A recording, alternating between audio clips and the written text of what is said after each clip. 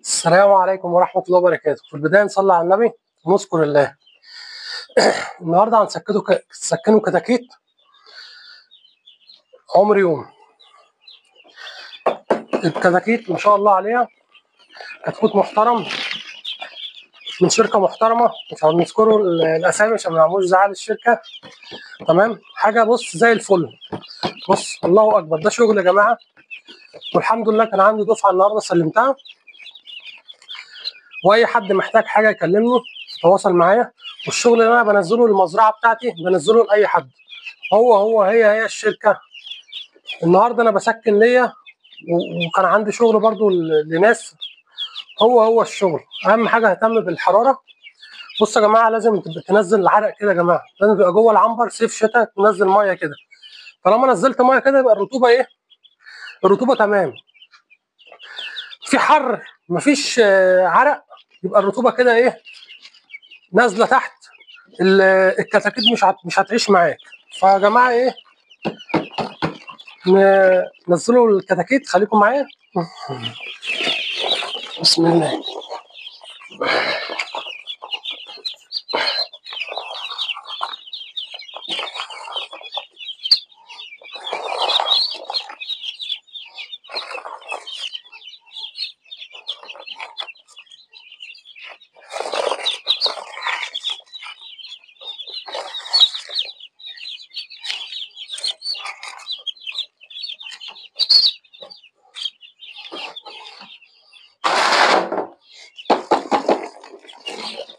طبعا يا جماعه الجو حر، كتاكيت جامد فرهده الله يعينها. طبعا استقبلوا على محلول جفاف، هو ده افضل حاجه. تمام، خليكم معايا عشان ما اطولش عليكم في الفيديو، وهرجع لكم تاني. ورجعنا لكم تاني يا جماعه. الكتاكيت ما شاء الله منتشره، بصوا كده حاجه ما شاء الله. ده شغلي اللي بربيه في المزرعه وببيع منه، كل واحد، ما عنديش حاجه مختلفه. اهم حاجه سمعتي، تمام، واهم حاجه عندي الناس اللي بتربي دي. الناس اللي اي حد بيخش الشغلانه دي عشان بيزود دخله بيحسن من نفسه، فما هو مش يعني مش مستاهل على حد ايه يديله كتكوت مش كويس، لان احنا اتأذينا ياما.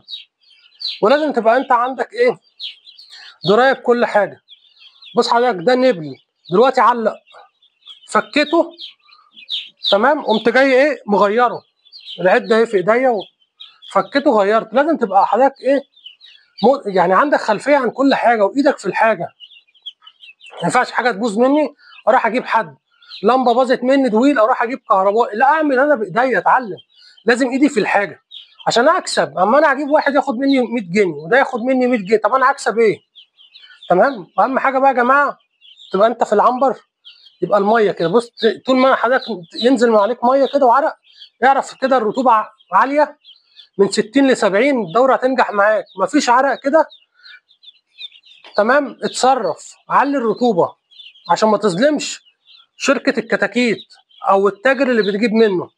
لازم يا جماعه تظبطوا الرطوبه، تظبطوا الحراره عشان ما تظلموش حد. الدوره هتنجح معاك. ولو اي حد عنده استفسار يتواصل معايا على الخاص او على العام، انا ما بتاخرش على حد في حاجه، وانتوا اخواتي وانا بحب الناس كلها. انا نفسي الناس كلها تشتغل وتكسب ويبقى الخير عند كل الناس. بصوا يا جماعه، كتكوت ما شاء الله، حاجه بسم الله ما شاء الله زي الورد.